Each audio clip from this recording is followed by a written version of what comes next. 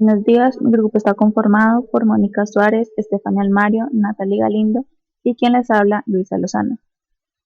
El tema de nosotras es la evaluación del ciberbullying, la situación actual y los retos futuros. En este trabajo tiene como objetivo presentar una síntesis del estado de la cuestión en lo relativo a la evaluación del ciberbullying. Para ello, en un primer momento, se parte de la definición del constructo para pasar a exponer las tasas de prevalencia, así como su impacto en el desarrollo de las personas implicadas. En un segundo momento se va a centrar más específicamente en la evaluación. Se abordarán algunas de las dificultades las que presenta a día de hoy la evaluación de este constructo y se presentarán algunos de los instrumentos más relevantes a nivel nacional e internacional.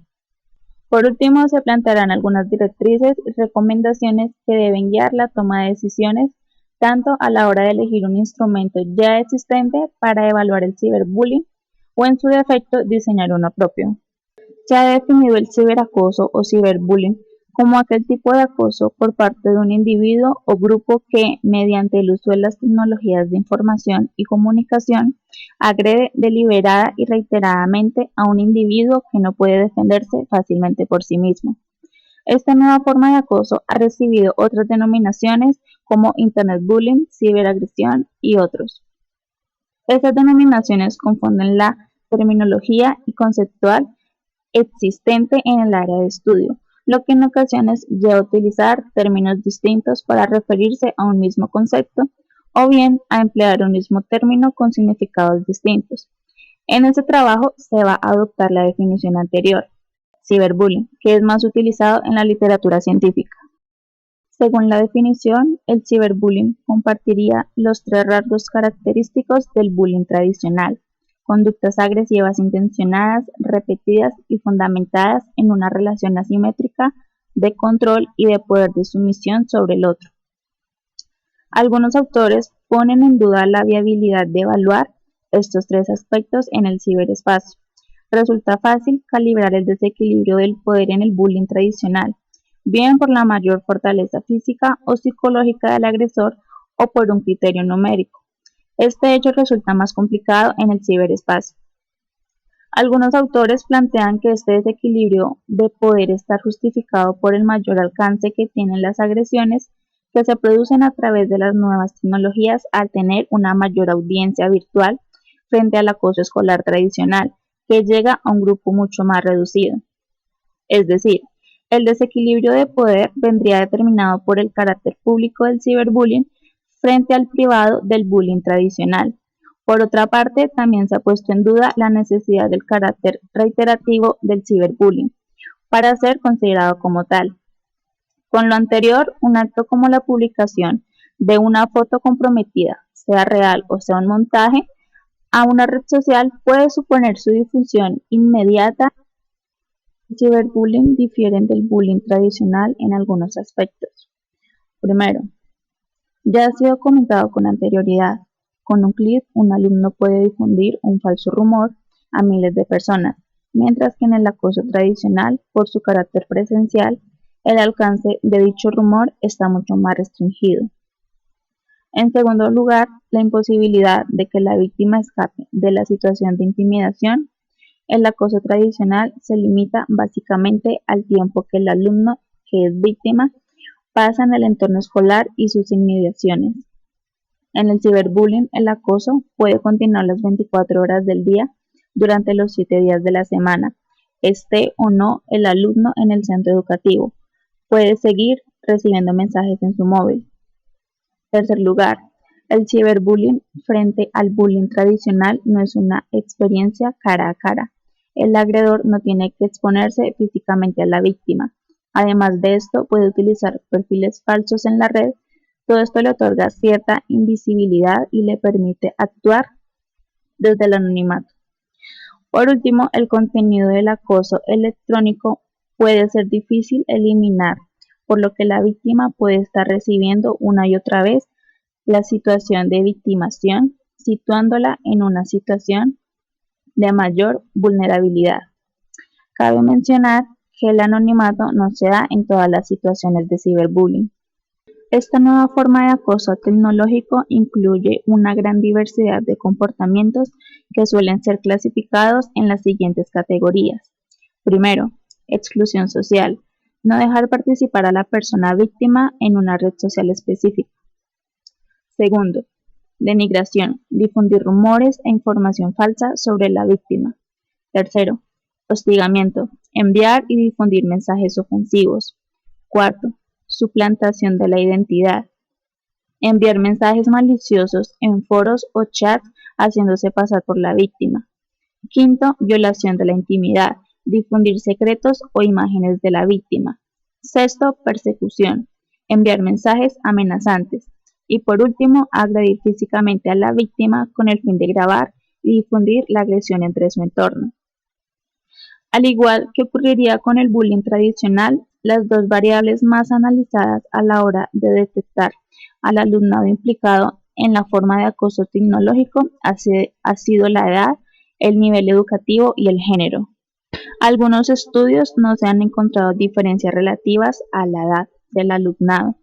Respecto a las diferencias de género, la literatura científica coincide en señalar que las chicas son más acosados que los chicos. Por ejemplo, en un estudio reciente realizado en el País Vasco sobre una muestra de 3.026 adolescentes entre 12 y 18 años, encontraron un porcentaje significante mayor de chicas víctimas, es decir, 17,6% fueron chicas y 12,6% fueron chicos.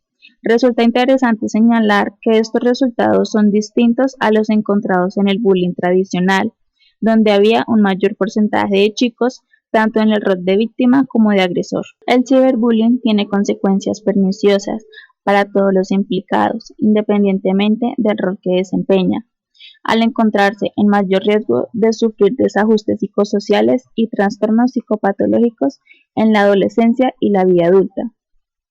En general, las investigaciones ponen de manifiesto que el ciberbullying tiene efectos similares al bullying tradicional, tanto en el momento en que sucede como a medio y largo plazo. Sin embargo, algunos autores señalan que sus efectos pueden ser más devastadores, especialmente entre el alumnado víctima. En este sentido, Smith, en 2006, halló que las víctimas percibían las formas de acoso electrónicas como más graves que las tradicionales, sobre todo cuando aquellas tenían un carácter más público y amenazante. Como consecuencia del ciberbullying, las víctimas suelen tener sentimientos de ansiedad, depresión, tristeza, baja autoestima, así como un pobre ajuste psicosocial. Presentan también bajo rendimiento académico, pobre concentración y muestran mayores niveles de estrés, miedo e ideación suicida. Por consiguiente, al igual que en el bullying tradicional, el ciberbullying tiene efectos significativos sobre las víctimas a nivel emocional, psicosocial y académico. Los agresores tienen mayor probabilidad de desconexión moral y falta de empatía, y suelen exhibir problemas con el acatamiento de las normas, así como presentar comportamiento agresivo. Asimismo, también tienen mayor riesgo de consumir drogas y presentar conductas delictivas, aislamiento social y dependencia de las tecnologías. De acuerdo a los resultados obtenidos con anterioridad, se puede establecer la existencia e importancia acerca del problema actual. Igualmente, se destaca la urgencia por seguir investigando sobre el tema, para asimismo poder implementar las medidas de evaluación válidas y fiables, para seguir comparando los resultados con demás estudios y también para poder identificar el proceso para la adecuada prevención e intervención del problema. En un primer momento, el objetivo de la investigación era conocer la presencia del fenómeno y su impacto en el desarrollo personal, social y académico de los adolescentes. Pero en los últimos años esto ha cambiado, centrándose en la creación de nuevos instrumentos para su evaluación, así como en el estudio de las propiedades psicométricas de los ya existentes. Siendo así, el objetivo final sería estudiar las principales dificultades que presenta la evaluación del ciberbullying y del bullying tradicional. Uno de los grandes debates dentro de la evaluación del bullying tradicional y del ciberbullying ha sido dilucidar la adecuación de utilizar una única pregunta general después de la definición. ¿Cómo puede ser ha sufrido o ejercido este tipo de acoso? o bien incluir únicamente un listado de distintas experiencias de ciberbullying sin previa definición. Los estudios señalan pros y contras de ambos formatos. Entre las ventajas del primero se encuentra la facilidad de su aplicación, ya que se basa en un único ítem. Entre las desventajas, por una parte, que la definición puede ser interpretada de distinta forma en función de la edad o cultura del alumno, y por otra, que la respuesta del alumno puede verse influida por la deshabilidad social, pues es muy probable que los alumnos se muestren reacios a autoetiquetarse como víctimas o agresores del ciberbullying. En cuanto al modelo basado en los descriptores conductuales, entre sus aspectos positivos se encuentra el proporcionar una medida más fiable y válida y precisa comparada con la estimación proporcionada por un único ítem. Por otra parte, este abanico de ítems puede representar una mayor exactitud con la complejidad del constructo. Entre sus limitaciones se encuentran que pueden no estar recogidas todas las situaciones del ciberbullying y que este formato puede dar lugar a mayores tasas de prevalencia, ya que el alumno puede estar considerando como ciberbullying actos que no lo son. En ese sentido, los trabajos que utilizan ambas estrategias de medida han puesto de manifiesto la inconsistencia entre las respuestas al ítem global y a los distintos descriptores relacionados con la participación en situaciones de ciberbullying. En las tablas 1 y 2 se presentan los instrumentos más relevantes en España y en los contextos europeos y estadounidenses, respectivamente, para evaluar el ciberbullying. En la tabla 1 podemos observar cómo solo uno de los 6 cuestionarios nacionales incluye la definición de ciberbullying. Los 5 restantes incorporan un número de ítems relacionados con diversas experiencias del ciberbullying, 2 de los cuales diferencian entre los roles víctimas y agresor, y uno entre el medio electrónico usado. Asimismo, si bien todos los instrumentos incluyen la dimensión electrónica e intencional del comportamiento evaluado, solo 2 trabajos incorporan el carácter repetitivo. Ninguno de ellos considera el desequilibrio de poder, así como otros criterios característicos del ciberbullying. Los tipos y clasificaciones de comportamientos varían en cada instrumento. Si bien todos ellos incluyen la forma de hostigamiento y el alumnado tiene que indicar la frecuencia con que sufre y o ejerce cada una de las conductas, 2 de los instrumentos no imponen intervalo temporal. Otros 2 concretan en el último año y los 2 restantes durante los últimos meses. Se concluye de todo lo anterior que a pesar de las investigaciones que existen sobre el ciberbullying, este parece seguir siendo un campo de estudio en ciernes. En un futuro, los expertos en el tema deberían juntar sus esfuerzos con el fin de alcanzar un consenso en la conceptualización y operativización del fenómeno estudiado, así como seguir investigando sobre la validez y fiabilidad de los instrumentos. Estos son algunos retos que presenta la evaluación del ciberbullying.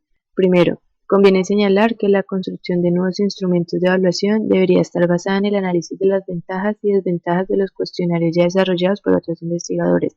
Segundo, los instrumentos deberían partir de una definición de ciberbullying y esta debería aparecer de forma explícita en el instrumento junto con los criterios definitorios que van a ser evaluados en un futuro. Además, sería interesante que en los instrumentos se incluyeran criterios de ciberbullying tradicional y los criterios diferenciadores del ciberbullying. Tercero, los instrumentos deberían incluir distintos descriptores conductuales que abarcan las clasificaciones actuales sobre el ciberbullying.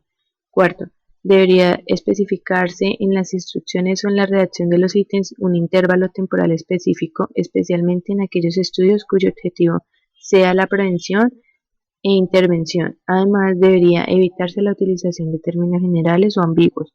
Quinto, los instrumentos deberían contar con suficientes indicadores de validez.